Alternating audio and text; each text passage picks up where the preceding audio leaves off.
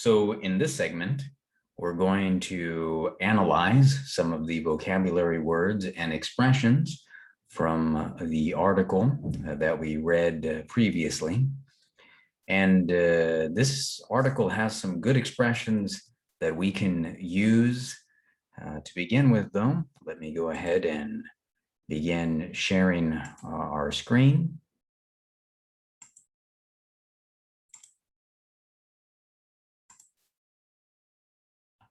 All right, so now that we're sharing our screen, the title of our article was Disneyland set to reopen its Jungle Cruise ride minus the racially insensitive stereotypes. So this is a good expression right in the article when it says minus the racially insensitive stereotypes. So this word minus can be used to mean subtract or without.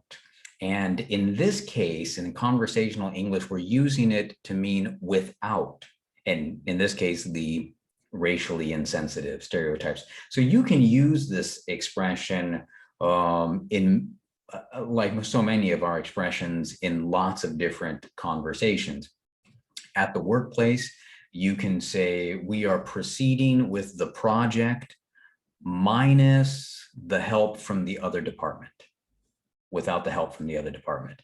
You can use it in a very casual setting. Perhaps you're with a group of friends and you're planning a trip to Disneyland.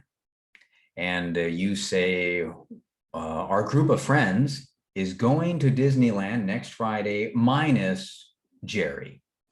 So in this case, we have a friend named Jerry. He's a part of our group of friends. We're going to Disneyland without Jerry or minus Jerry. So it's an expression that you can use just to add variety to your conversation style. As we move down a little bit further, in the second paragraph, there is this word, I'll highlight it here, skipper. So in the sentence, it says, in January, the corporation announced it would rethink the classic Jungle Cruise ride, in which a skipper ferried visitors along a waterway while making jokes and funny comments. A couple of words we want to isolate here. The first one is a skipper. Now, I'm no expert on terms related to the Navy. However, skipper in conversational English is a term that we used for someone who is in charge of a boat. And in this case, a ferry. A ferry, F-E-R-R-Y, is a type of boat.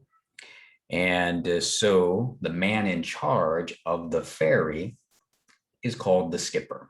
You can also use it for larger boats, rafts, things of that sort. Now that's how it's used on the ocean in a boat. However, the term skipper is also used in conversational English for someone in charge of a project or in charge at work, somebody who is leading some type of effort. So using our examples from a moment ago about working on a project at work, we could say in a sentence, who's the skipper on our project that we're working on this week, which means who's in charge.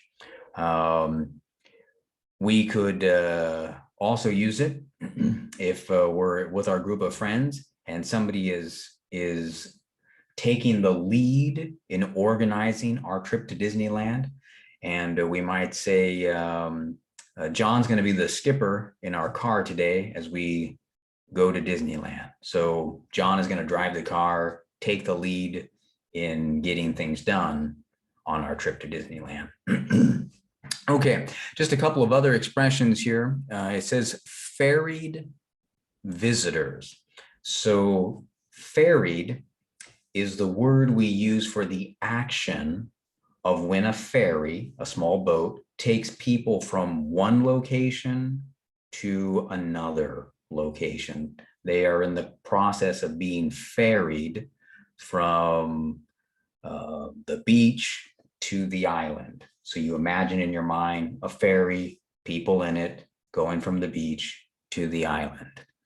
Okay, and then the next expression, so this is a real word. Maybe you were unsure of its meaning when you read the article with me, but the word is Imagineer. Now, this word has not existed in English for a long time. It is a word that was created by the Disney company, and they actually own this word. How a company can own a word, well, that's the topic for another lesson. But in this case, Disney owns the word Imagineer. What does the word Imagineer mean? It's a combination of two words that have existed in English for a long time, the word imagine and the word engineer. So the Disney Corporation combined these words, imagine and engineer, to create the word Imagineer.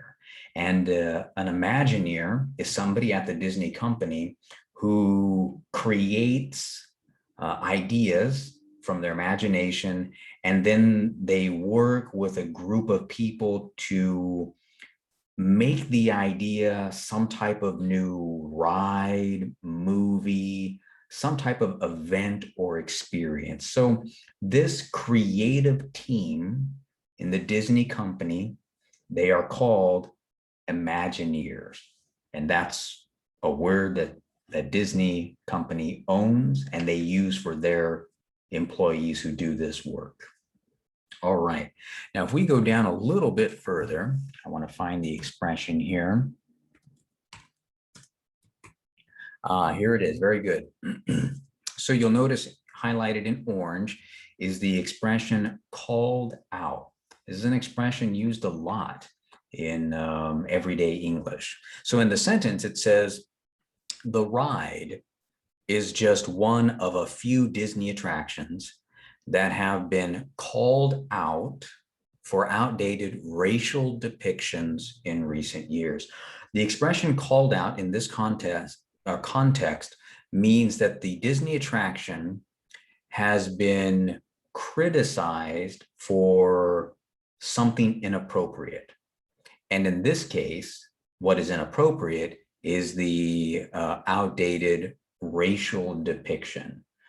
So some type of racist activity or some type of racist comment was connected to this attraction, this ride or event at Disney. So they have been called out. The inappropriate conduct has been identified and criticized. Inappropriate, wrong conduct, identified, criticized. That is to call out. Now, it can be used in a formal setting like this, but it is also used often in conversational English. You might hear at the workplace, someone say, the manager came to our department and called out Jerry for those inappropriate things he said to Susan.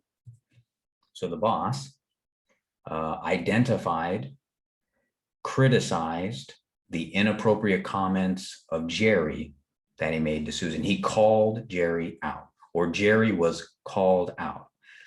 And you can use this with your friends.